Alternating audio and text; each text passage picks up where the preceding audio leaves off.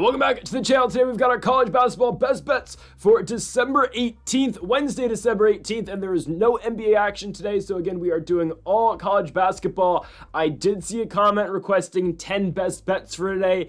I'll be honest with you guys, I couldn't find 10 games I feel that good about. Before we get into our first game that we're going to talk about today, I will briefly mention some games that I thought about putting on the video today, but I didn't really feel good enough giving you 10 straight games of best bets. I couldn't confidently tell you that I feel good about all 10 of those games. I will give you some of the leans that I had, but again, I will not, make individual segments of this video just for 10 best bets, just because I don't feel good enough for that. If you want more content added today, though, we will be posting our NFL, we already posted this yesterday, our college football predictions, including the first round of the college football playoffs. Of course, this is the schedule. If you haven't seen it yet, you can pause the video right now if you want to see it, but later today, we will have our NFL predictions like we do weekly here on the channel, so if you want more content added today, if you want to see more, picks, we've got the NFL predictions coming at you. We've been doing really well in the NFL picks all season long, so that video again is coming out later today on the channel. I'd say around 4 o'clock Pacific, 7 o'clock Eastern time. Now let's get into the first of our best bets, but folks, before we get into the best bets today, make sure to hit that subscribe button down below for some more daily college basketball best bets here on the channel. And of course, the NBA returns tomorrow as well if you are looking for that. Okay, on to our first best bet of the video. We go to the Cajun Dome. Yes, we have got the Ragin' Cajuns of Louisiana taking on Appalachian State. This is pretty much the latest start we've ever had, I guess, to one of these videos in terms of this is a 5 p.m. game. At least, on the West Coast, a 5 p.m. game, an 8 p.m. game on the East Coast. Just because I didn't really like any of the spots earlier in the day. Now, I'll tell you some of the spots I was considering. I was thinking about Indiana at home as underdogs. I thought about that one. I thought about Georgetown at home as underdogs. Even in the very early slate, there are games at 8 o'clock, 9 a.m., 2 p.m. today. I thought about taking East Texas A&M as plus 8.5 point dogs, but again, I couldn't confidently tell you that they were going to cover that line at home. There's one other line that I liked today. Oh goodness, what was it? It'll come back to me in a minute. There was another game that I didn't mind. I didn't mind Montana State going on the road to that cesspool known as UC Riverside, but I laid off it. All right, this is the first game, though, of the day officially. Appalachian State at Louisiana at the Cajun Dome. So a couple nights ago, or like about a week ago, we did take Louisiana to win a basketball game. We took them to win their second game of the season where they were able to go out there and beat Southeastern Louisiana, a team that, again, we proceeded to pick, a couple days later, and obviously we cashed with the Lions of Southeastern Louisiana. But for the Ragin' Cajuns, again, this is the worst team right now record-wise in the Sun Belt. Are they really the worst team in the conference? Probably not. Actually, maybe. They've been pretty bad. They've been really bad, actually. But now they get Appalachian State. It's their first conference game of the season. I get it. That should probably make for a closer type game, but still, I like the Mountaineers in this basketball game a lot. Again, I wouldn't say we were high on the Ragin' Cajuns in terms of picking them to beat Southeastern Louisiana. That was more of I don't think Southeastern Louisiana is that good. I think we can get great value on the Ragin' Cajuns at home in the Cajun Dome for this game. Guys, after that win over Southeastern Louisiana, they hosted Lamar. Okay, Lamar is a 5-5 basketball team, a 500 basketball team. What happened, guys? Lamar beat them 74-45. That's embarrassing. It is. Just putting up 45 points in your home court's embarrassing. And losing to Lamar, again, by 29 points shouldn't happen. I don't care how bad the Ragin' Cajuns are this season. That shouldn't happen to them.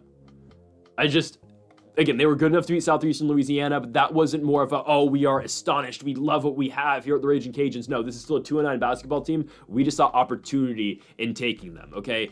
I'm not too impressed, especially after that Lamar loss, the catastrophe. Karan Davis played a decent game, and he's only been their consistent guy as of late, but we like the Mountaineers a lot in this spot. This is a 6-4 team, again, out the Sun Belt, and I get it. They're coming off a loss to High Point University, which is absolutely ridiculous. I know, it's dumb, it's stupid, whatever. We're gonna, it doesn't matter. High Point, I still refuse to believe that they're good, but I know Appalachian State's better than Louisiana. I get it, they have to go on the road, but I still think they're the better team. Their wins this season, Queens University, William & Mary, Sam Houston, Colgate, losses to not a bad UNC Wilmington team, lost to High Point, a neutral site game, Wisconsin and Madison, and then Miami of Ohio in their opener at home. They're still better than the Louisiana Ragin' Cajuns. Why? Because Appalachian State can actually score the basketball.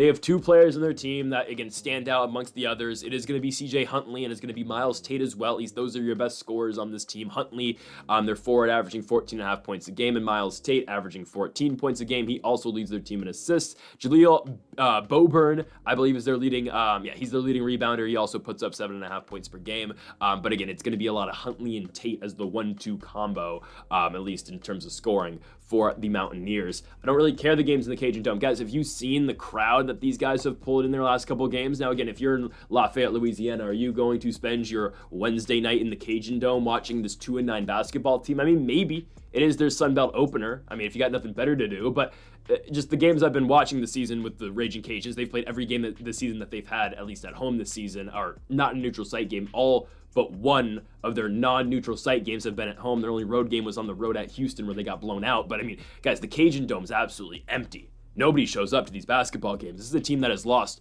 to Kent State this season. I like Kent State out the Mid-American this season, but they lost to Kent State, they lost to Rice, lost to Liberty, George Washington, the Revolutionaries beat them, shout out to George Washington, lost to UAB, lost to Nichols, lost to Louisiana Tech. It's not great. It's not great at the Raging Cajuns. I do think App State's the better team. App State's got the more efficient scores, and Appalachian State all around is the better team and the team that's actually won basketball games this season. So give me the Mountaineers on the road. They are getting 2.5 points, minus 135. We like the Mountaineers to go to the Cajun Dome and beat a Raging Cajuns team that just put up 45 points at home just in their last game on Saturday night against Lamar. Next up, we move on to the biggest game in Grand Forks, North Dakota history. I know what you're thinking. Yeah, Alabama's going on the road to play UND.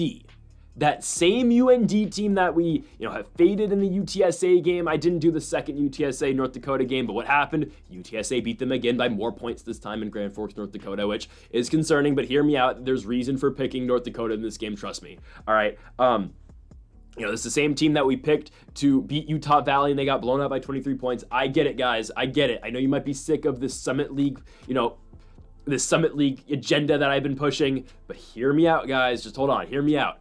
All right. This is the biggest game. This is the biggest event that has ever happened in the city of Grand Forks, North Dakota. Okay. And if I'm missing something, excuse me for that. But I don't think I am. I truly believe this is the biggest thing that's ever happened in this city's history. So you know what? We are going to do a Google search. Okay. Let's do it right here. Okay, obviously this is the reason why they're going. Grant Nelson is the only reason why this game is here. So if you don't know, Grant Nelson is a guy who is from Devils Lake, North Dakota. I don't know where Devils Lake, North Dakota is. We can check right now.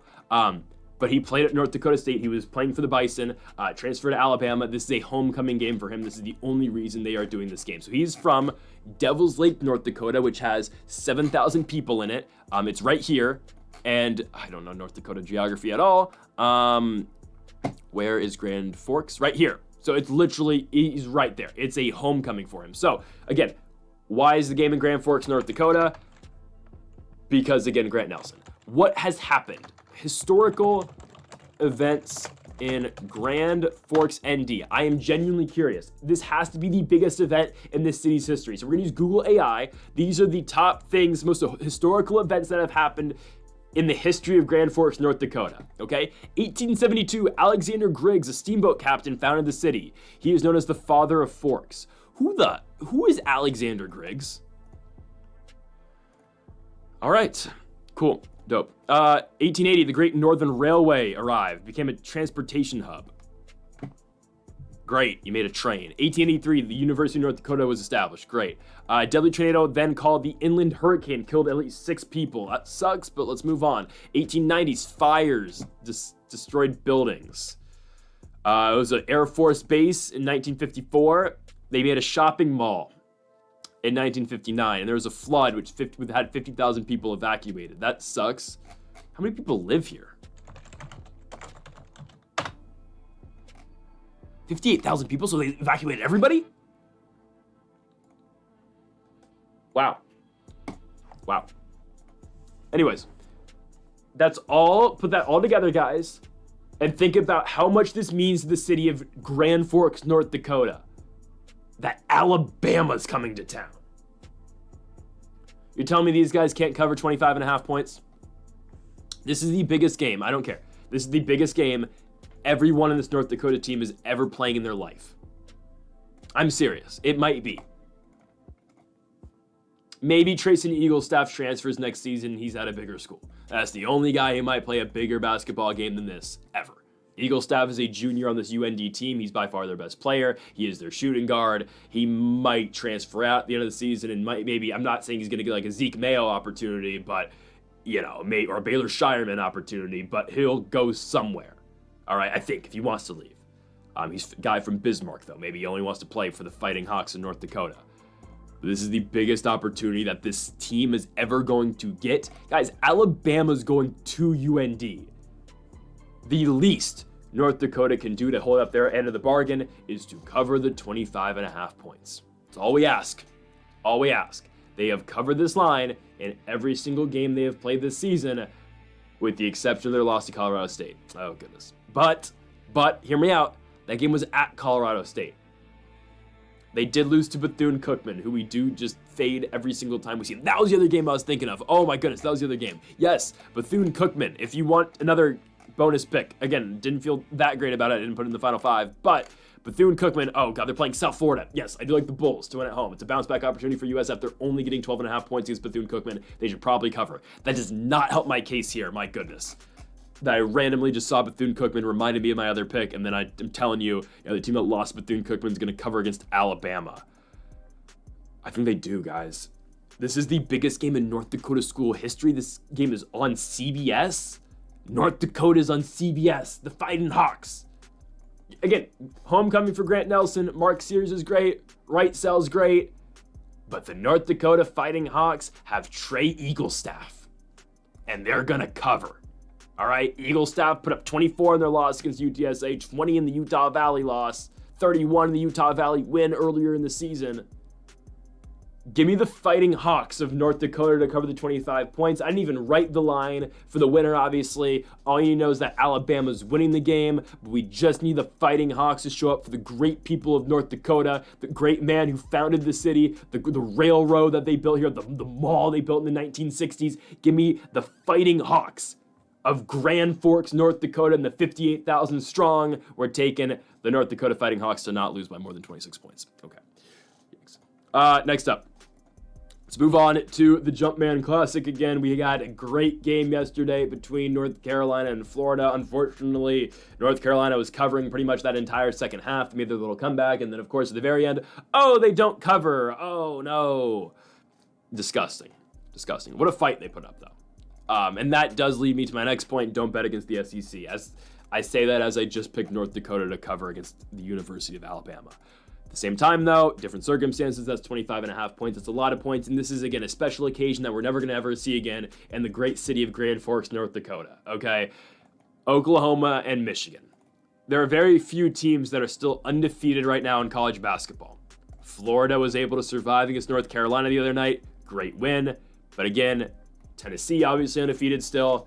The only other undefeated team in the top 25 are the Oklahoma Sooners. And sure, the same thing kind of applies that we were talking about yesterday, or talking points about how we thought UNC was going to beat Florida. And again, I stand by that pick. That game was very close. RJ Davis hit some big shots in that basketball game, but unfortunately, again, Florida was able to win it. And, you know, maybe I shouldn't pick against the SEC. Right now, we're not picking against the SEC. Obviously, we had that Clemson-South Carolina game. We picked the Cox, Gamecocks. And then, obviously, again, we covered in that one. Regardless, Oklahoma versus Michigan.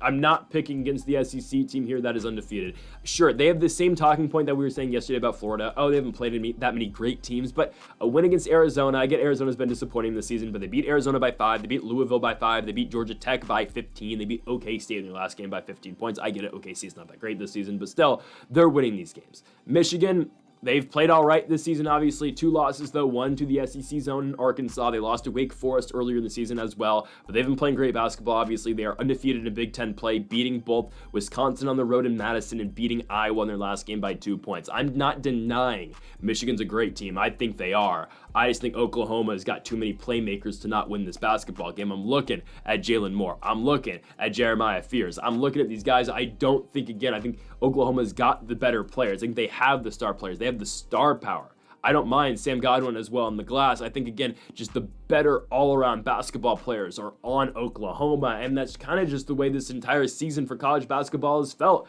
The best players right now in college basketball, at least the best teams, feel like they come out the Southeastern Conference. And the same thing applies in this basketball game. I think the team in the SEC is better than the team in the Big Ten. Trust me, I love the Big Ten. I attended a Big Ten school last year. I love the Big Ten. But I'm taking the SEC because the SEC in basketball right now is just by far the superior conference.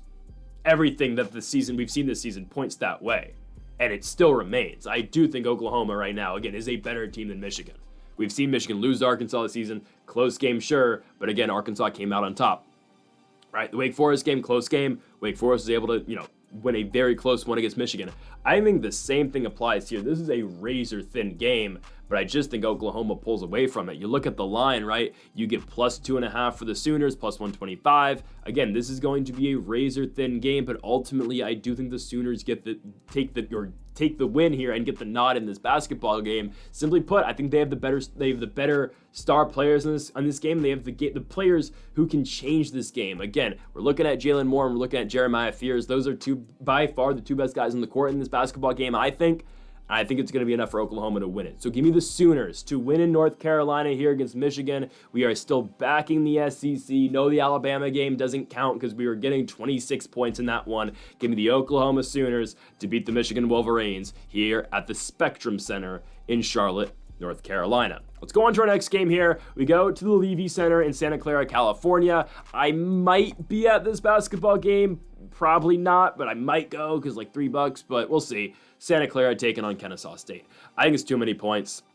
I think it's a great spot for Kennesaw here. I'm not going to lie. I think it's a tremendous spot. 13.5 points feels like too many. I think Santa Clara wins the basketball game. And yes, I've been somewhat high on Santa Clara this season at points, right? We took them in the Bradley win, obviously. I think that's great, but Santa Clara doesn't really blow anybody out. Like, hell, Fresno State's not that good this season, guys, and they beat Fresno State by 15 points. Kennesaw State's better than Fresno State, right?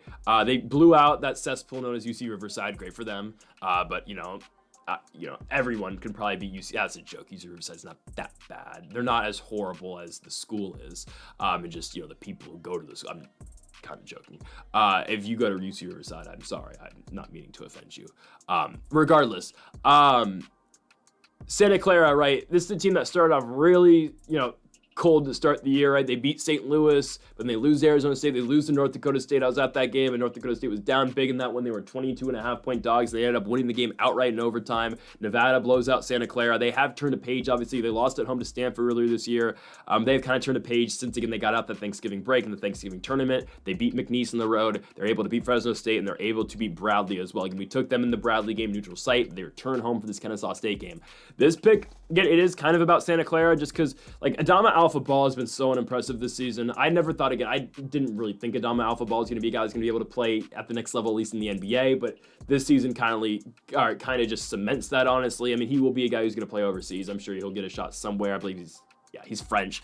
Probably get to play in France, but Adama Alpha Ball is not going to the next level. He's not the next Podziemski or Jalen Williams, guys that, incredible NBA players that Santa Clara has had in the past years. Unfortunately for Adama Alpha Ball, he's not that next guy like some people around, Santa Clara that have thought.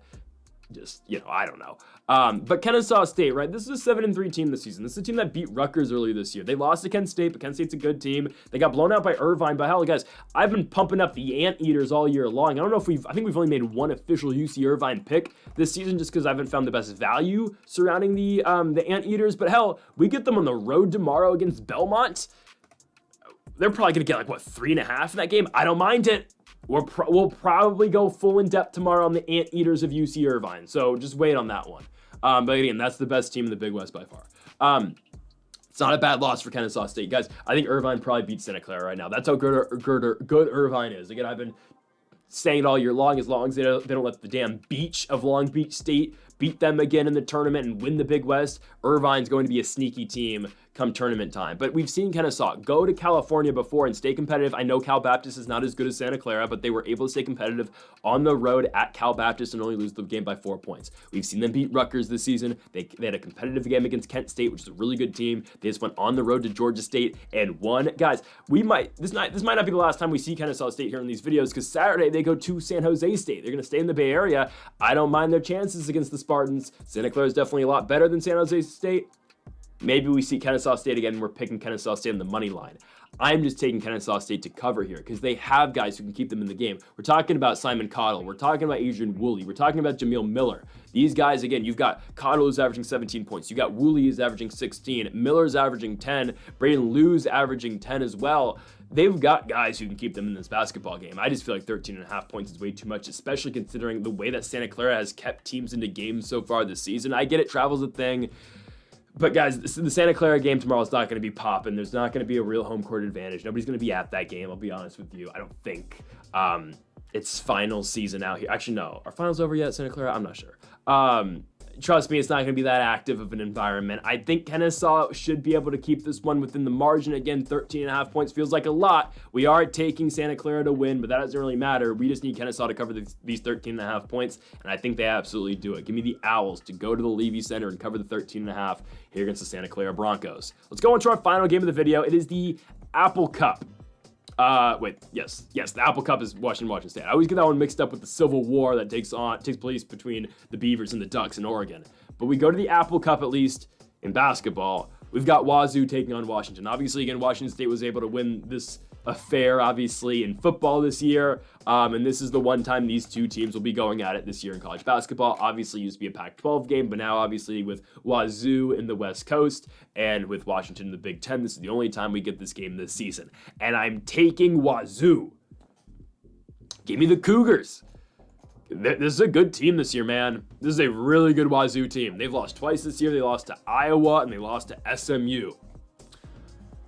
That's fine. That is fine, man. This is not that bad of a basketball team. We've picked them before the season when they had Bradley at home. This is a team that went to Boise a couple weeks ago and won. I mean, they've gotten tremendous effort these last couple nights. Added Lawan Watts, who's put up 20-point performances back to back in their last 3 games. This is a guy who's averaging 13 points a game, but Watts has been incredible for this team while also leading their team in rebounds every single night as well. Again, he's probably the impact player, I'd say, for this Washington State Cougars team. On top of that, I think Washington's absolutely pitiful.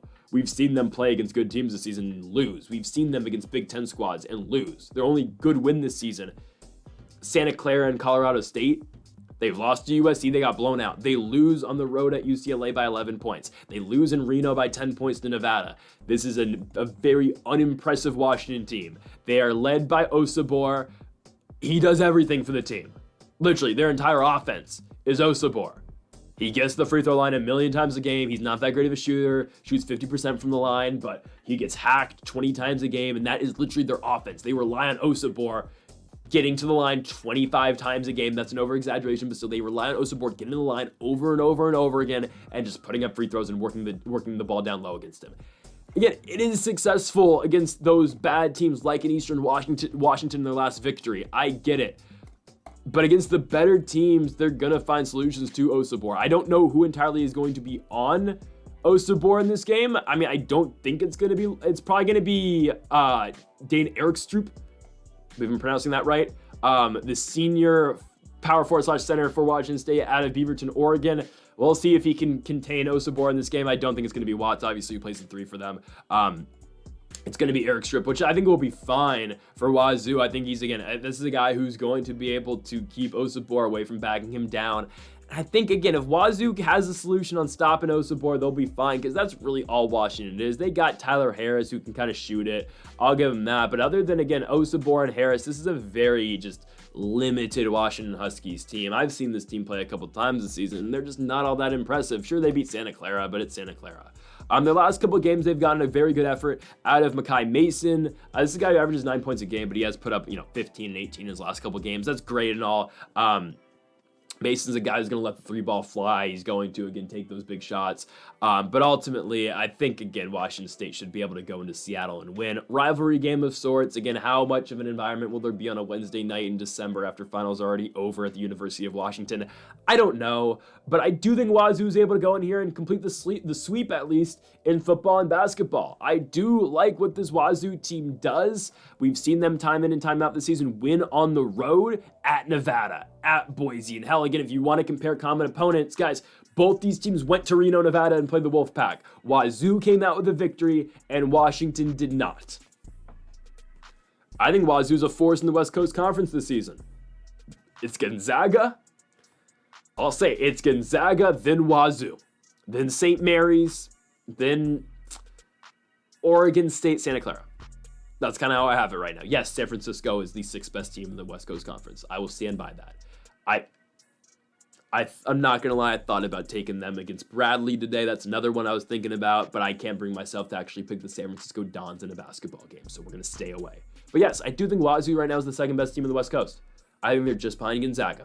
We'll see how it plays out, but we are taking the Washington State Cougars to go to Seattle, Washington, and take down the Huskies. Give me Wazoo on the road to win and cover the 2.5 points they're getting as well. Sorry, the 3.5 points they're getting. Give me plus 125 in the money line. The late game, 11 p.m. Eastern, 8 p.m. Pacific. The Washington State Cougars go to Washington and beat the Seattle Huskies. Beat the Washington Huskies.